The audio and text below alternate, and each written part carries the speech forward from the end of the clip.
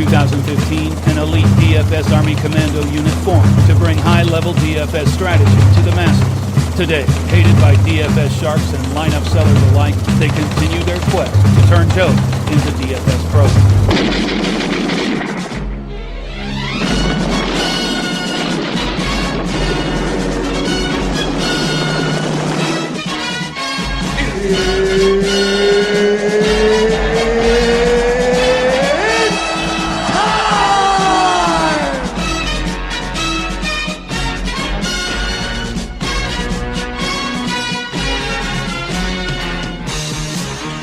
What's up, everybody, and welcome to another edition of the Geeks Vegas Lines podcast. I am Kevin, also known as the Fantasy Football Geek, and I am rolling solo today, mainly because we recorded this entire podcast once already, and I've had a technical malfunction.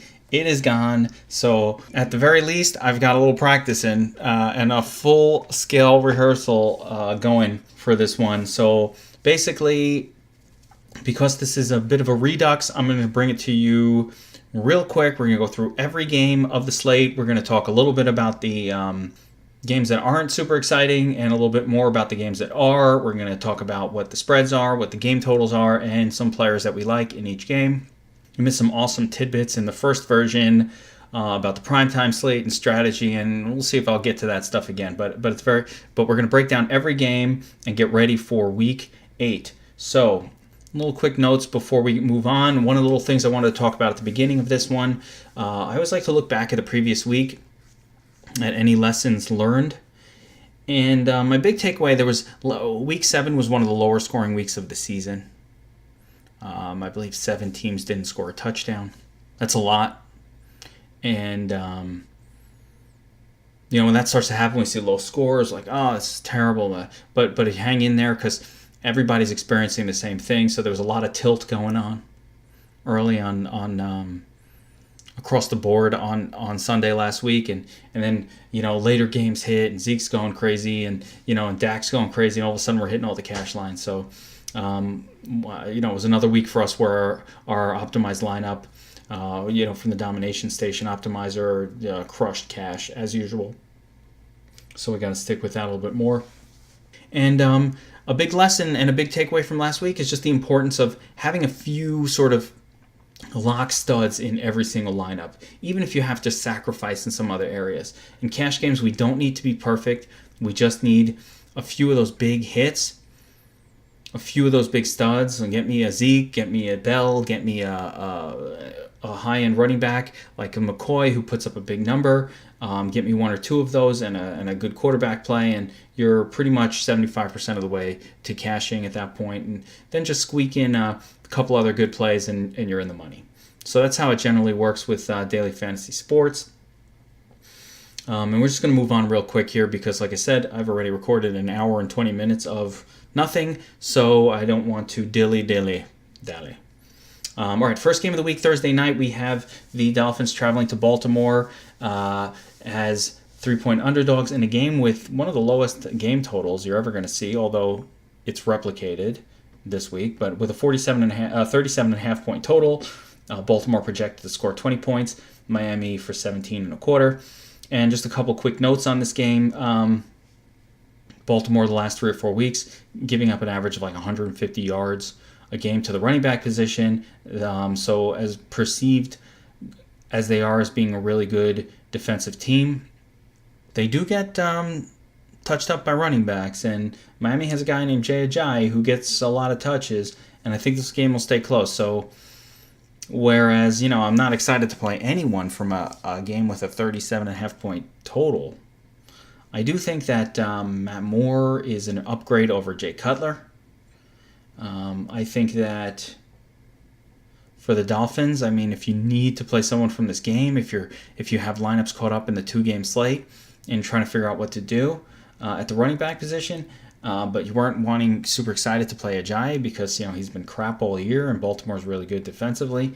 Well, realistically, they may seem good on paper, but they actually haven't been that spectacular, and so I think Ajayi is definitely playable here. I wouldn't really play him probably in the main slate, but certainly for the 2-game. Two other plays in this game that I'm interested in. One is Kenny Stills, just because Matt Moore loves Kenny Stills. He's been a favorite target of his whenever he's come in for the Dolphins in the past. It's been a favorite target for Moore. Is that his name? And if Parker's out again, yeah, Stills can be on their own. Now that said, the Ravens have really good cornerback play, so I'm not getting too excited about that one. I'm probably a little more, maybe a little more interested in Jeremy Maclin on the Ravens side, just because they don't have any other wide receivers. Wallace is concussed. Their tight end is hobbled. I'm not sure if he's going to play. So there's an interesting scenario brewing for the Ravens where they don't have really anybody catch the ball. So you have Buck Allen and basically Jeremy Maclin, and then some third or fourth or fifth string guys that we don't know who the hell they are. So if you need to play people from this game, if the 37.5 point lowest total I think I've ever seen, then maybe Maclin, Allen, Ajayi, and Stills, I guess. And that's it for that one. Don't need to worry too much about that game. It's in the Thursday through Monday slate, and I do like the slate for DFS purposes just because, extra interesting games. Actually, most of the extra games don't carry a lot of interest for me, so I kind of like that because it'll spread ownership, I think, into games that I don't think really should be heavily targeted. But moving on, Sunday morning in London, we have the Vikings at versus the Browns. And there's only a couple things that really stand out in this game, so nothing on the Cleveland side. Cleveland is a disaster. There's literally nothing you want to do with them here. On the Vikings side, the one thing of note is Cleveland is historically bad against tight ends, and the Vikings do have a pretty good tight end in Kyle Rudolph. So he's been seeing a lot of targets with Diggs out of the way. If Diggs doesn't play again, then I definitely like Kyle Rudolph here. I don't like Thielen as much because assuming Jason McCourty plays, he's pretty good at limiting opposing wide receivers as a number one cornerback. So I'm not going to get too excited about that, but certainly Minnesota defense is a great play. In the first pod, Chop was telling me a little bit about how the favored teams have done particularly well in London, whereas the underdogs have done particularly bad. No, seems like, that might be the way it's been. Minnesota's 9.5 point favorite here and a 37.5 point game total. So this one matches the shittiness of the first game as far as the game total, but Minnesota does have a respectable 23.5 point team total, which I think, like I said, can lead to potentially good things for Kyle Rudolph. At the running back position, it's really tough to trust Murray or McKinnon in this one. They are now officially in an even timeshare. The era of J-Rock McQuinnon has come to a sad conclusion. So if I'm forced to play one in season long, I will. And I think both are flex plays in your season long leagues, but I'm not going to really use them in DFS. There are better plays this week. All right, moving on to the main slate. We have the Sunday games. First one starting with the Bears at the Saints. And I'm going to talk a little bit something I talked about again in the first time, but this game carries a 47.5 point total. The Bears are 9 point underdogs with a team total of 19.25, whereas the Saints are 9 point favorites with a 28.25 point team total. And the big thing to just be aware of in this game is just Chicago has played every game pretty much to the under this season. They slow it down. They try to limit the touches for Trubisky. They hand it off a lot. They're doing everything in their power to cut down on the number of possessions and keep it close. And, they're playing to that's their only chance of really winning games because they don't have any wide receivers. They don't really have a proper quarterback. All they have is a nice defense and, of course, Jordan Howard. So the way I'm looking at this game is I think it's going to play to the under. And whenever a game plays to the under, I really want to maybe try to avoid it for DFS purposes.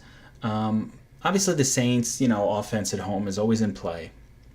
Mike Thomas, Teddy Ginn Jr. has been doing really well lately.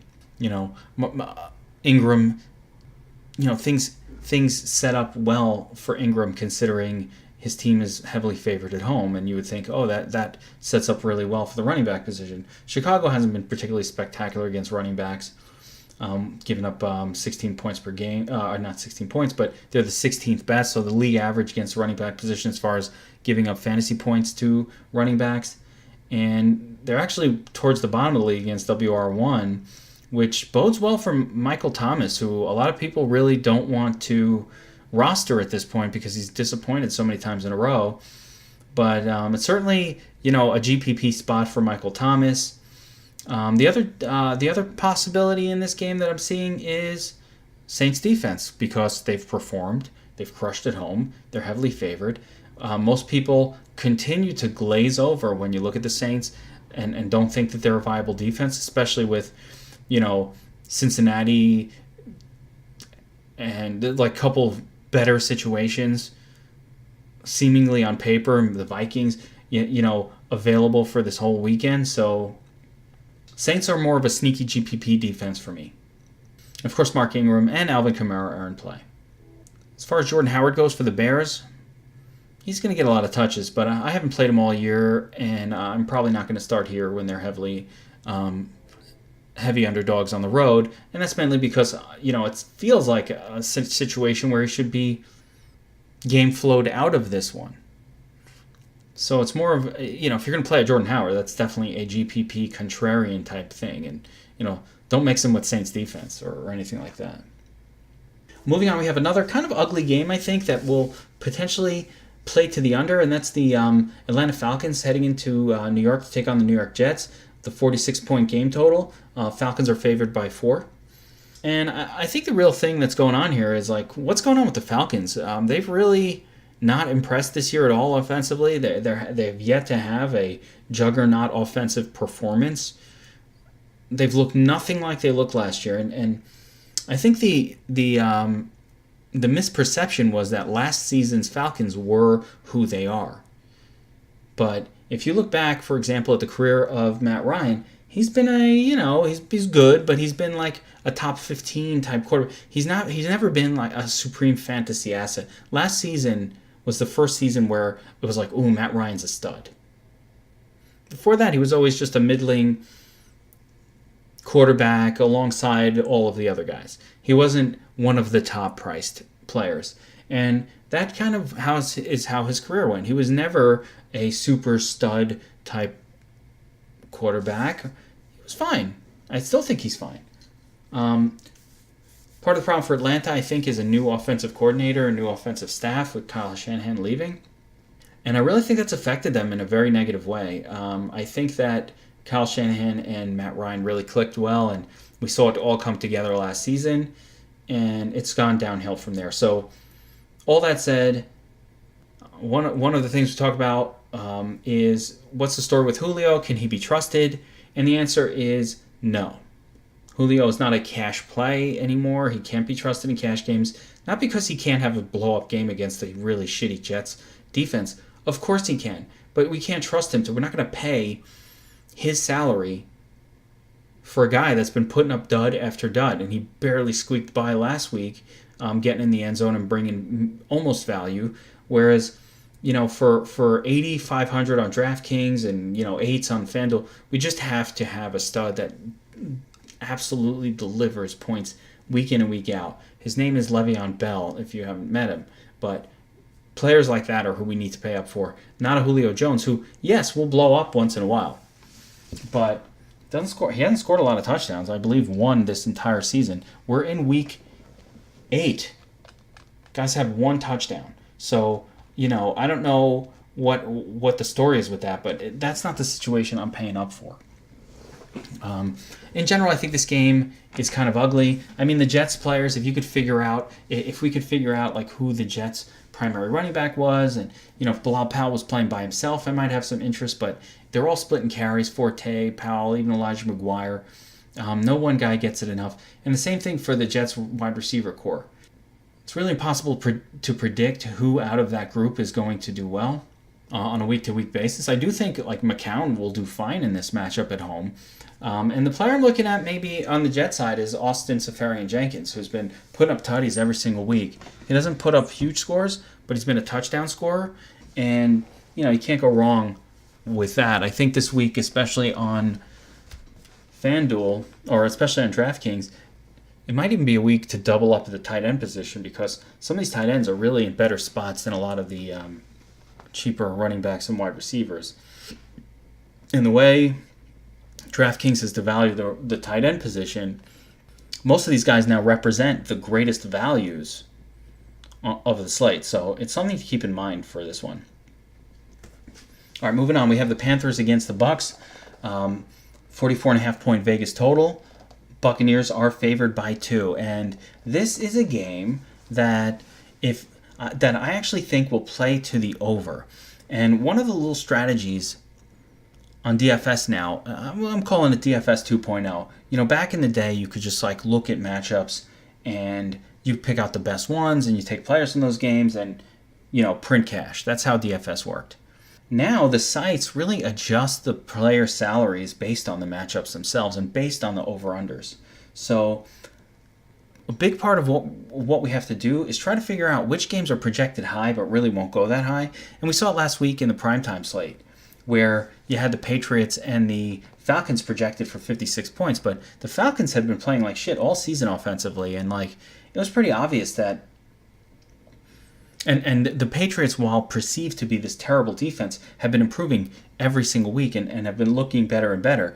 And so it's pretty obvious at one point that game was going to play to the under. This was not going to be the shootout because these were not the same teams from last season. And while everybody was concentrating on that game, Wentz and the Redskins-Eagles game kind of went under the radar for the primetime slate. And if you had the balls to fade Tom Brady or Matt Ryan and grab a Carson Wentz or even a Kirk Cousins, that's how you win a big GPP. I mean, that move, I know some of the GPPs I was in between Brady and Ryan, they were 70, 75% of the ownership. So you really made a unique lineup with Wentz. And if you looked at it, their game total was 49 versus 56. They also were in a really good spot, but everybody ignored it because the perceived amazing matchup for Brady. And that's just not how you win. That's just not how you win primetime slates. You win primetime slates by going a little bit against the grain. So why did I say all of that? We've got Carolina at the Bucks, and this game is perceived to be this low-scoring affair. And I get it. It's a divisional matchup, and I don't normally like targeting divisional matchups for high-scoring games. They do tend to score low. But this, I believe, is the first meeting between these these two teams. And very importantly, the Bucs have been torched by everyone. I mean, they're giving up the most points to the quarterback position of any team in the league. They're getting crushed by pretty much every wide receiver position. They're getting crushed by tight end. I mean, there's no stat that the Bucs aren't terrible in. And while the Panthers are not a reliable team and certainly not a cash offense, Cam Newton hasn't been sharp this season. And this is a good spot for them. One of the nice things I like about the Panthers is they don't have a ton of weapons. I mean, it's Benjamin, then to a lesser extent Funchess, then the two running backs, and that's about it.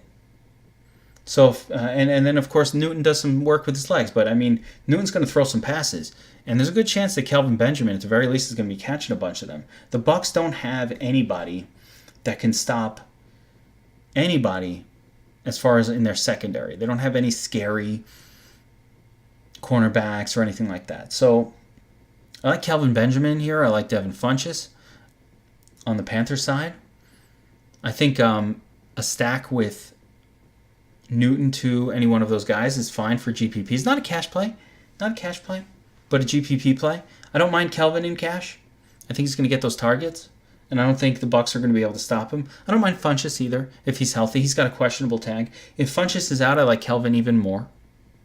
And then we might have to look for whoever is the third or fourth string wide receiver for the Panthers and, consider him for a punt play. On the Bucs side, it also looks really good. I mean, the Panthers have been pretty good against the run. We have to keep an eye on Luke Kuechly's concussion situation and see if he's going to be coming back or not. Obviously, if he comes back, that's a downgrade to the Bucs running game. But if he doesn't, then, I mean, I'm okay with taking a shot with Doug Martin again in a GPP if his price is correct. Obviously, I want to pay up for the most part for running backs this week and get some studs, but we're also looking for some salary saving options. Evans, spectacular spot at home. Panthers don't have anyone. They're giving up 24th, or they're the 24th worst team at covering the WR1 position, meaning they basically don't have anybody all that spectacular in their secondary. They don't have a shutdown corner. So Mike Evans should eat in this game. And certainly Deshaun Jackson's been relatively consistent. I could even see playing Winston in a GPP. Not a cash play, but certainly in some GPPs. Winston stacks with either Evans or Deshaun Jackson. Very, very doable. I'm not going to chase the O.J. Howard points from last week. He didn't really get a lot of snaps, or he only got like a 20 or 25% snap count, something like that. It wasn't enough to make me think he's turned the corner. He just had this great game, but I think I'm not chasing those points is where I'm at. Moving on, we have the 49ers versus the Eagles. 49ers are traveling east to take on the Eagles. 47.5 point game total, 13-point spread. Oh my God, that's a big spread. Eagles defense is always going to be in play against every team's defense. San Francisco bring in Beathard. What the hell's he going to do? He's going to throw it to Kittle? The Eagles have the number one defense against tight ends, or they've historically had that. Not as good this year after that torching they just got from Reed.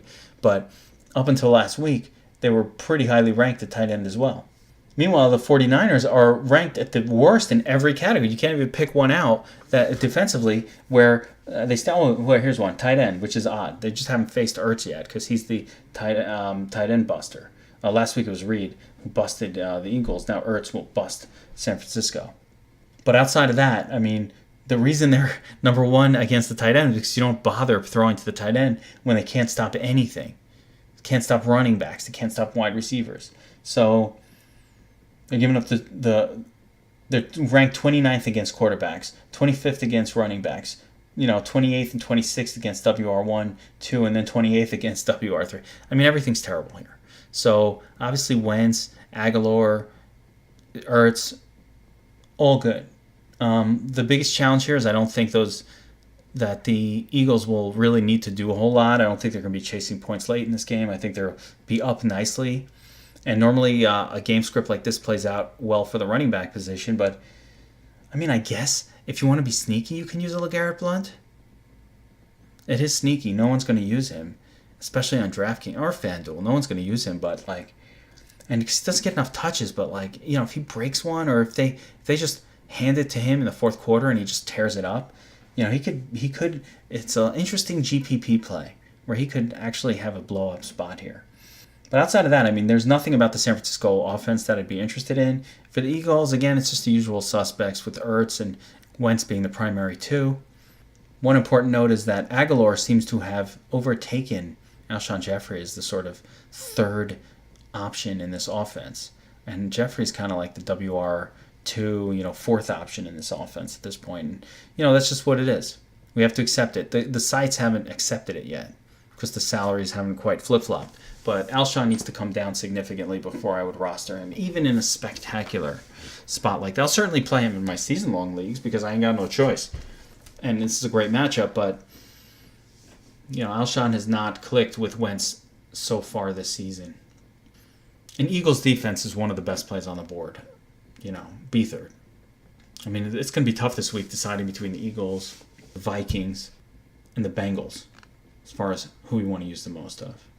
All right, moving on, we have the Bills taking on the Raiders. Bills are at home, 45.5 point game total, 2-point favorite for the Bills. So, close game.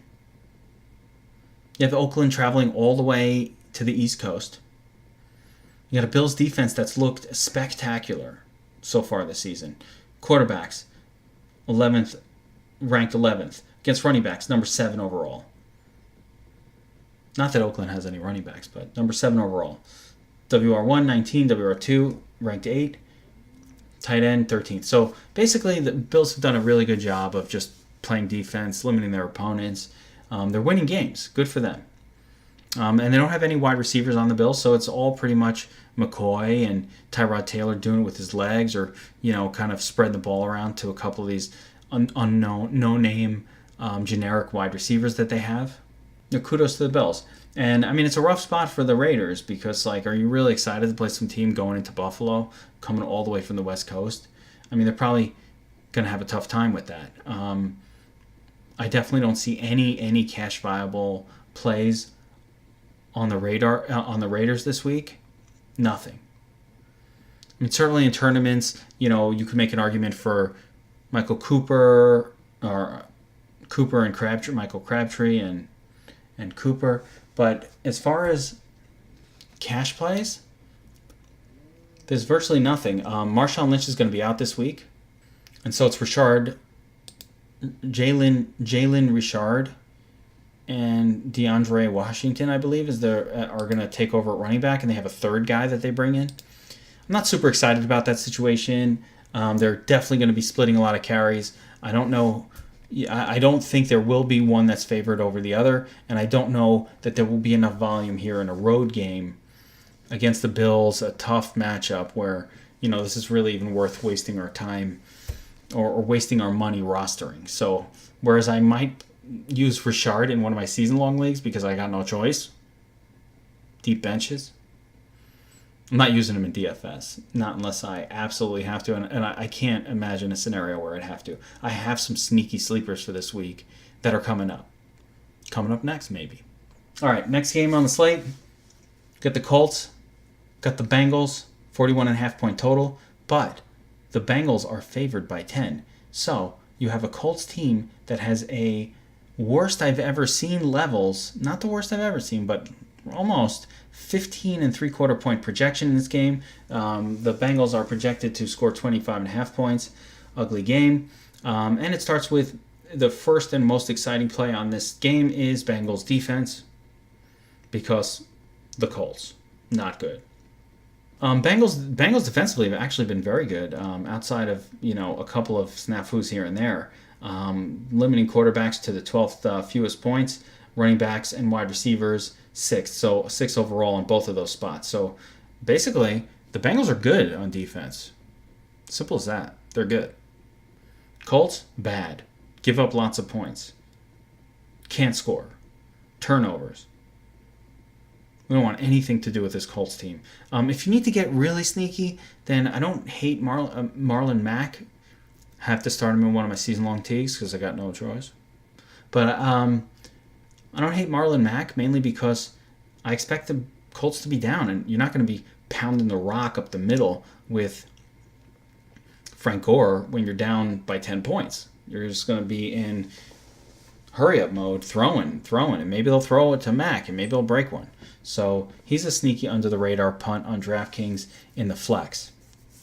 And for the Bengals, obviously, I saw a fantastic stat today that 60% of the wide receiver yardage has gone to A.J. Green this year. Basically, they have no one else. Eifert is hurt. They had some options, some draft picks and whatnot at wide receiver, hurt or ineffective. So, A.J. Green is a target monster, and you can always play him. He's cash viable. He's certainly cash viable in this spot. It's a good spot for him. Not that I think the Bengals are going to need to do a lot of scoring to keep up, but I think Green can score enough early on, and then to make value, and then, and this is where it gets interesting. Whenever a team is a 10-point favorite, I want to play their defense. I like pairing up a defense with the running back. So, could it be a Mixon week? Now, Mixon's gotten 17 to 20 touches for a few weeks in a row. Last week was an exception. They were down big to the Steelers. Steelers, very tough defense. And even with all of that, he had a fine game, got 3 receptions, and only 7 carries, but actually did quite nicely with them. So the mystery this week is how much are they going to play him? You see the bell cow. Word on the street was he was bitching about his role or whatever, and the coach was going to discipline him. We don't know. But if things trend as they have been since week 3 when the new offensive coordinator took over for this team, he had 21 touches week 3. He had 21 touches week 4. 15 in week 5. Then they came off the bye week. Tough matchup at Pittsburgh, down the whole time. Game flowed out of it, and there he only had 10 touches.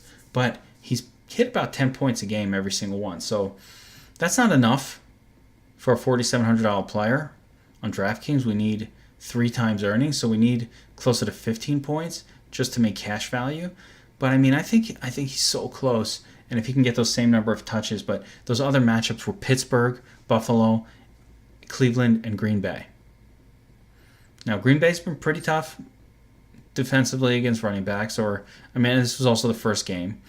At Cleveland, surprisingly and shockingly ranked very highly also against the running back position, so no shocker there. Then you had Buffalo and Pittsburgh, all really good defenses against the running back position. So maybe Joe Mixon, maybe this is finally his spot. Moving on, we have the Chargers heading east to take on the Patriots as 48.5 point favorite, and a 48.5 point game total. The Patriots are favored by 7.5 points in this one. Chargers are projected to score 20.5 points, and the Patriots are projected to score 28 points or 4 touchdowns. That's a high-scoring potential game, and there's this perception that the Patriots' defense is terrible and they're super exploitable and whatnot. And we've seen them get exploited a little bit, but they've played a lot better the last few weeks, and I think they've turned the corner just a little bit as far as their defense goes. That said, I certainly prefer the Patriots side of the equation on this one just because of the travel and the West Coast, East Coast thing for the Chargers. And the Chargers haven't been that great either. So one of the things I look at is the Chargers have a pretty good cornerback in Cameron Hayward. Cameron Hayward. Whatever it is. Hayward. Right? And he's somewhat of at the very worst, a funnel targets away from him type corner. And at best, a semi-shutdown corner. So I'm actually curious to see what side of the field he's going to be on, if he's going to be covering Brandon Cooks or Hogan. Because whoever it is, I think the other guy. It's always difficult with the Patriots just to figure out who they're going to throw to because they have so many weapons. So if we can get a little bit of clarity as far as who's going to be covered better. Again, if it's going to be on Cooks, then maybe that'll give us a little extra incentive to play Hogan this week, or vice versa. Or just say screw it and play Gronk. Can't nobody stop Gronk. On the Chargers side of the ball, Melvin Gordon's in a good spot. He's questionable right now, and I'm certainly not going to play a running back that's questionable, but, I think he'll be all right. We'll see what happens by this weekend. They're saying he's going to play. So it's a good spot for Melvin Gordon. And, of course, the wide receivers for the Chargers, Keenan Allen, Hunter Henry. That's basically it. I don't see Rivers as a cash play this week, but he's certainly interesting in tournaments. And, again, a perceived good spot, although, again, I'm not in such agreement that that's a really great spot. All right, moving on, we have the Houston Texans traveling to Seattle to take on the Seahawks. 46-point game total. Texans are 5.5 point underdogs with a team total of 20.25 points. The Seahawks are 5.5 point favorites. Team total of 25.75 points. And this is a sneaky game. No one's talking about Deshaun Watson this week. But Deshaun Watson is the shit. He is the guy that's going to lead people to fantasy championships. He is amazing. And he gets better every single week. So anytime I can get a guy like in GPPs, I can get a guy like Deshaun Watson, what I believe will be low ownership, I'm going to take it. I'm going to take that chance.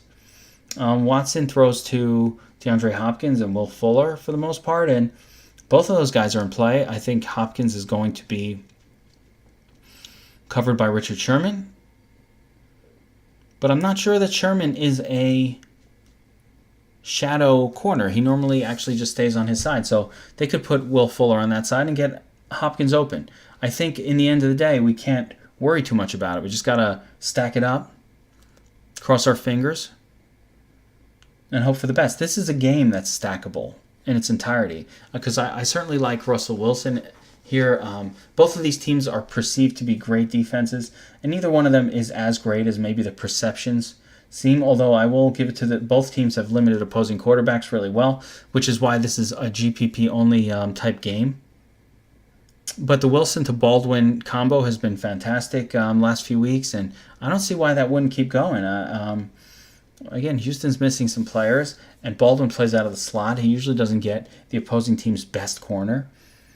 So I see that continuing. Seahawks don't have much of a run game, so everything they do is going to come off of the arm of Russell Wilson anyway. So yeah, get some exposure to this one, and take advantage of the fact that people naturally see a matchup at Seattle and say, I'm not playing that, fuck that shit. Take advantage of it. Moving on, we have the Dallas Cowboys against the Washington Redskins. Cowboys are 2.5-point favorites in this one. Road favorites. Game total is 50.5 points. Dallas has a 26.5-point team total, and the Redskins have a 24-point team total. And just a couple things here. Obviously, we're watching the status of Josh Norman. He's practicing. Maybe he's coming back. I mean, freaking Dez has been doing commercials about Josh Norman. I'm sure you've seen them. And now they're going to face off. Maybe. So we need to pay attention to if Norman's going to play. If he is, then he's probably going to do a decent job of limiting Dez. And we can actually, if that happens, we can actually look at some of the secondary options for the Cowboys, like the Jason Wittens and the Cole Beasleys and the Terrence Williams. Tough to roster any of those guys, especially Terrence Williams. But, we have to look at guys like that if Dez is going to be well covered by Josh Norman. So that's just a situation to monitor. Obviously, Zeke is a super stud, all in, every single week kind of play until they get him suspended. And I've continued to push and I continue to love the Dak Zeke cash stack. I've done it almost every week of the season, and my reasoning being I can get a piece of every single touchdown that the Cowboys score as long as I have Dak and Zeke in my lineup together, because how else is anybody scoring? So if they score 4 times, I got a piece of it, even if it's 4 scores for Zeke. And almost every week, Dak has thrown a touchdown pass to Zeke Elliott, so it's worked out really well.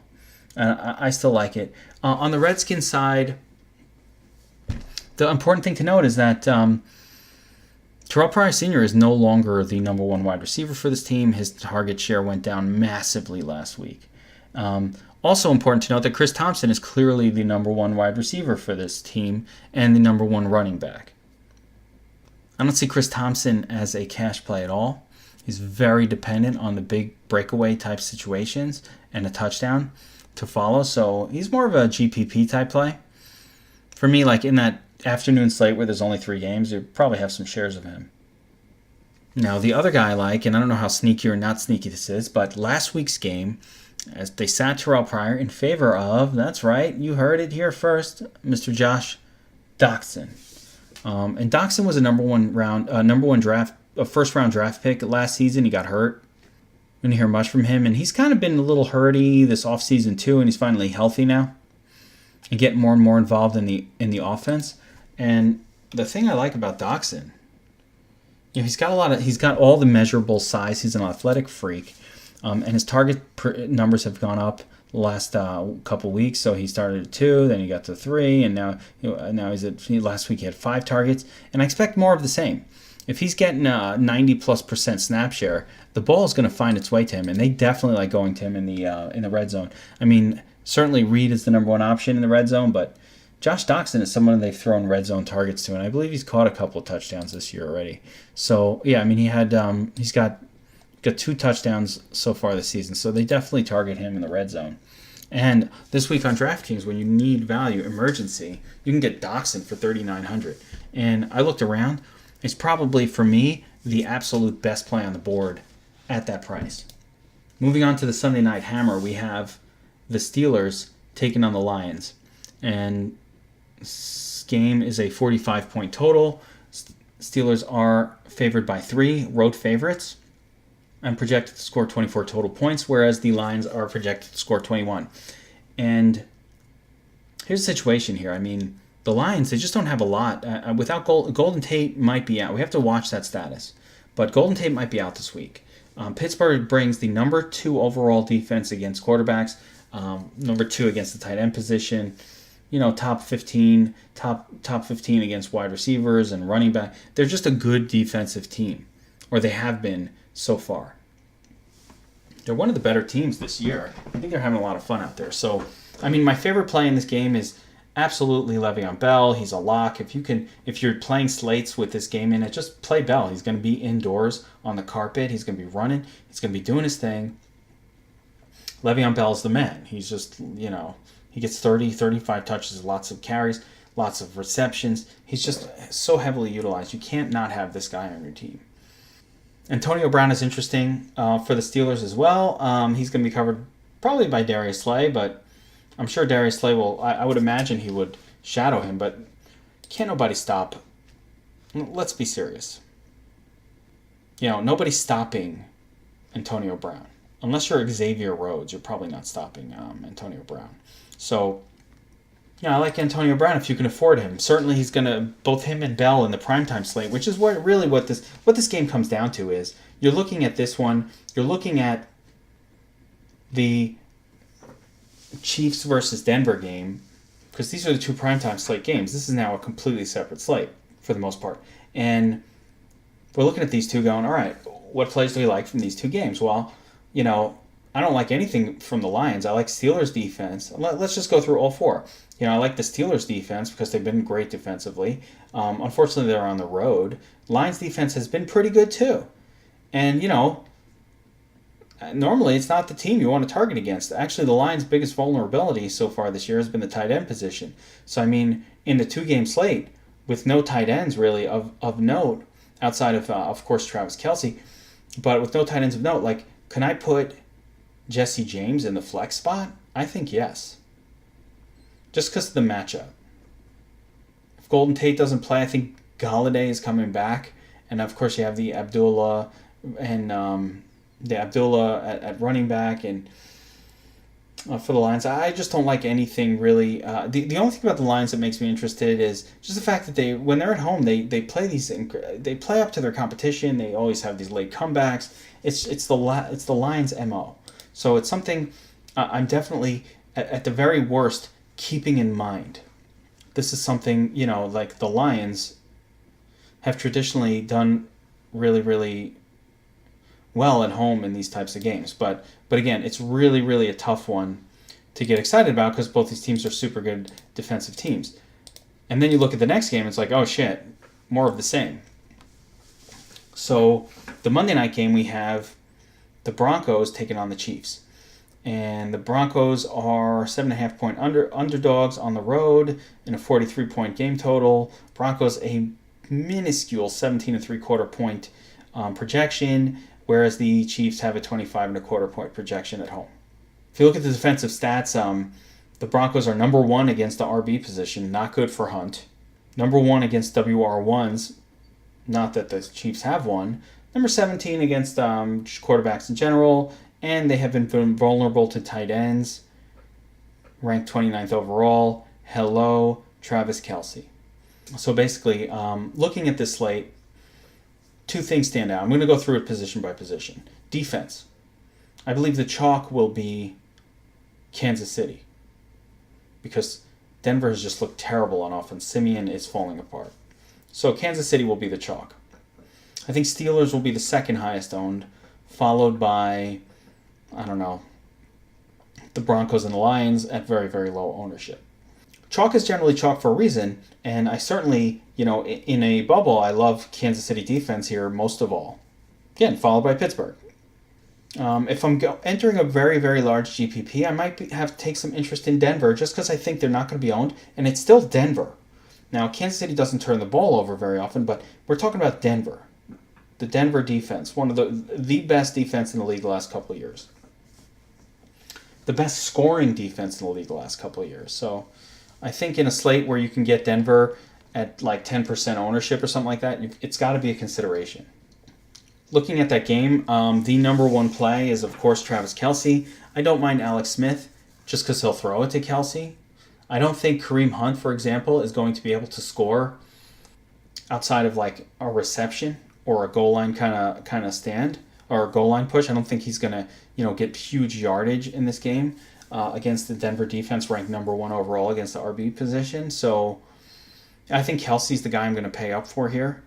I'm going to go back to Demaryius Thomas if I have to, I guess, if he's not too expensive. Let me see.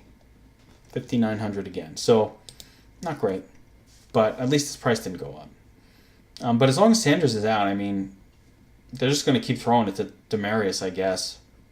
Didn't work out last week very well.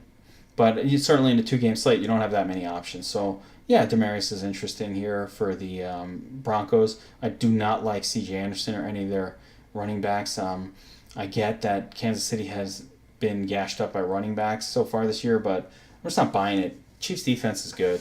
KC's been, gashed by quarterbacks and wide receivers as well. So if we're just looking on paper, the Chiefs defense has not been spectacular, and they're exploitable.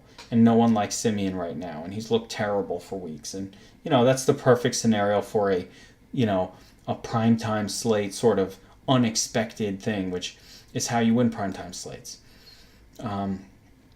Let's talk on that a little bit real quick, and then I'll wrap it up. But yeah, that's how you win. How do you win a primetime slate? Is by finding something different. I won, I took down a GPP 2 weeks ago in a primetime. I only had 3 lineups in there, but what I did was, everybody was on Latavius Murray, as was I initially going in. I was like, yeah, I'm going to take me some Lats Murray. But what I did was, going into, after the Saturday night game, I said, something? Or after the Sunday night, I was in position potentially for the win. And I said, if I just go with Lats Murray, who's probably going to be like 70% owned or like massively owned, it's going to be difficult for me to actually climb up to first place. And I said, let me slap McKinnon in there because he's the pass catcher, and he's just as likely as Murray if they're getting equal touches to get into the end zone, and maybe, or at least equal his score, or maybe surpass his score because he's got those receptions. And McKinnon ended up going off that game and put me in the Nuts lineup. It was awesome. Take down first place. Big GPP. And my point is, you don't win those big GPPs by just going all chalk. That doesn't win the contest for you, especially when you're going up against 100,000 other people. Trust me, you're not the first one to figure out that Kansas City defense is in the best spot, or that Kelsey is a good play. So winning those is all about making strategic adjustments. Last week it was understanding that everybody was going to be on Brady and Ryan because that game was projected for 56 points. But, hey, the other game was projected for 49 points. It was no slouch, and it was not scary to pivot over to Carson Wentz, which you would have ended up with like 10% ownership on and easily potentially taking down a GPP because you cut down your competition when you have a 34-point quarterback and everybody else took a 17-point quarterback. It's almost impossible to make up that difference, especially when your quarterback was cheaper. Anyway, that's it for the Geeks Vegas Lines Week 8 podcast. This was a quick one, like I said, but hopefully it was quick and to the point. I will be in Slack, or I will be back. Wasn't even that quick, 50 minutes in. I will be back in a couple of days, probably Friday night, with the VIP pod where I will go over specific player picks and some numbers and things like that. And I'll be in Slack talking about this. If you are listening to this and you are not a DFS Army VIP member, I don't know what you're doing at this point. If you're playing DFS and you don't have a team behind you, I think you're crazy. Right now, as we speak, in the DFS Army, we have tools, optimization tools, everything, coaches going for every sport. Every sport is live right now. It's a rare moment in time when you have baseball, basketball, hockey, soccer, MMA, NASCAR, PGA, even esports. Did I miss one? I don't even know. We cover every single sport. It's $29 a month. You get optimization tools. You have a team of people advising you. This guy's playing. This guy's out. In NBA, what we do for NBA is worth 10 times what we charge. Just by having a spot where the second a player's called out inactive, we're on it. Who's out? This guy. Who was replacing him with extra minutes? That guy. How do we deal with this situation? Play him. All of that stuff.